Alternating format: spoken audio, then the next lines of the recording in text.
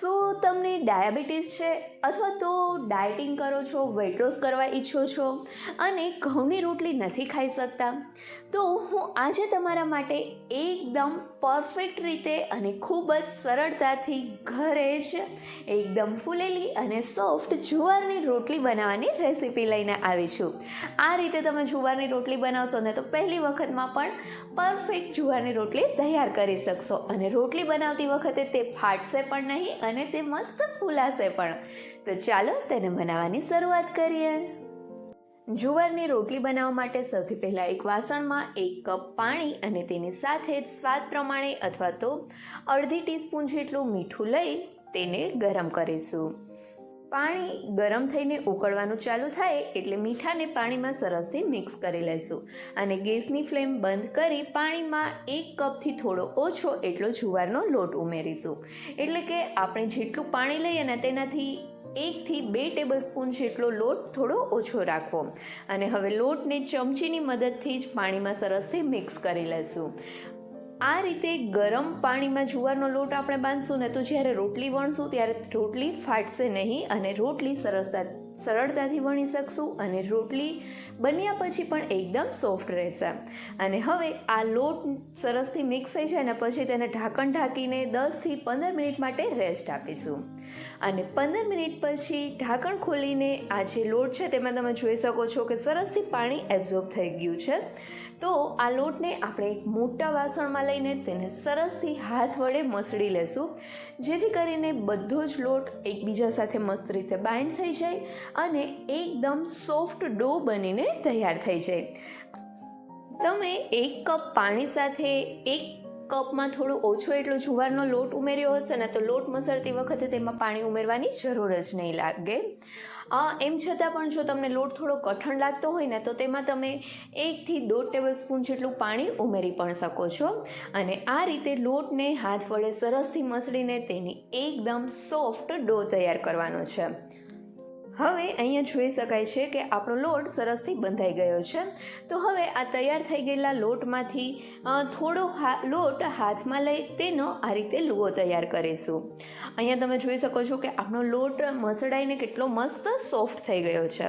અને જે આ લોટ બાકી રહ્યો છે ને તેના ઉપર કોરું કોટનનું કપડું ઢાંકીને રાખી દઈશું જેથી કરીને લોટ સુકાય નહીં અને બાકીની બધી જ રોટલી પણ આપણે સરળતાથી બનાવી શકીએ.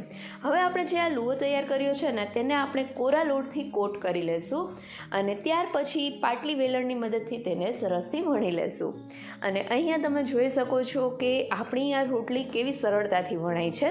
પણ રોટલી વણતી વખતે એ વાતનું ખાસ ધ્યાન દેવું કે રોટલીને એકદમ વજન દઈને નથી વણવાનું, એકદમ હળવા હાથે જ વણવાની છે જેથી કરીને રોટલી સરળતાથી વણાઈ જાય.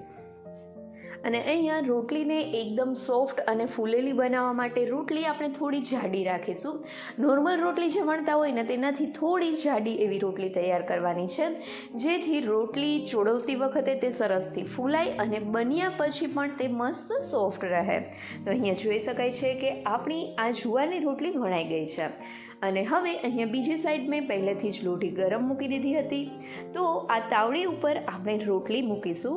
અહીંયા ખાસ ધ્યાન રાખવું કે તાવડી થોડી ગરમ હોય ને ત્યાર પછી જ તેમાં રોટલી મૂકવી, ઠંડી તાવડી ઉપર રોટલી નથી શેકવાની.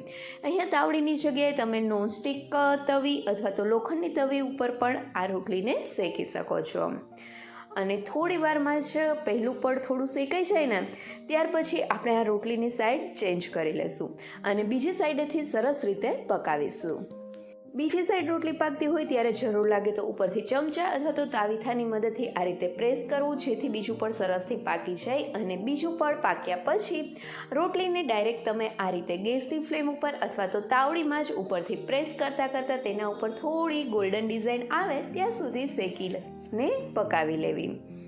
અને હવે અહીંયા જોઈ શકો છો કે આપણી આ મસ્ત ફૂલાયેલી જુવારની રોટલી તૈયાર થઈ ગઈ છે. તો આ રોટલીને આપણે એક પ્લેટમાં લઈ લઈશું અને ગરમા ગરમ જુવારની રોટલી ઉપર ઘી લગાવી લઈશું. ગરમ જુવારની રોટલી ઉપર આપણે ઘી લગાવીને તેને આપણે કેસરોલમાં પેક કરી દઈશું જેથી કરીને રોટલી ઠંડા થયા પછી પણ એકદમ સોફ્ટ રહે. અને હવે આ જ રીતે બાકીના લોટમાંથી બધી જ જુવારની રોટલી બનાવીને તૈયાર કરીશું. તો આપણી બધી જ જુવારની રોટલી બનીને તૈયાર થાય ને ત્યાં સુધીમાં જો હજી સુધી તમે મારી ચેનલને સબસ્ક્રાઈબ નથી કરી તો નીચે આપેલા સબસ્ક્રાઈબ બટન પર પ્રેસ કરો અને બાજુના બેલ આઇકન પર ક્લિક કરો, જેથી તમને મારા નવા નવા વિડીયોનું નોટિફિકેશન મળતું રહે. અહીંયા તમે જોઈ શકો છો કે આપણી આ એક પછી એક ફૂલાયેલી એકદમ મસ્ત અને સોફ્ટ જુવારની રોટલી તૈયાર થઈ રહી છે. અહીંયા તમને બધી જ રોટલી બતાવું તો તમે જોઈ શકો છો કે આ રોટલી કેટલી મસ્ત તૈયાર થઈ છે. તો હવે ઘઉંના લોટની રોટલી તમે ના ખાતા હો અને ડાયટિંગ કરતા હોય અથવા તો ડાયાબિટીસ હોય ને તો આ જુવારની રોટલી એક વખત તમે જરૂરથી ટ્રાય કરજો. તમે ઘઉંના લોટની રોટલી ભૂલી જ જશો. અને મને કમેન્ટ કરીને જરૂરથી કહેજો કે તમને આ રેસીપી કેવી લાગી. જો રેસીપી ગમી હોય તો વિડીયોને લાઈક કરજો અને તમારા ફ્રેન્ડ્સ સાથે શેર પણ કરજો. અને હા, મારી ચેનલને સબસ્ક્રાઈબ કરવાનું ભૂલતા નહીં. Thank you so much.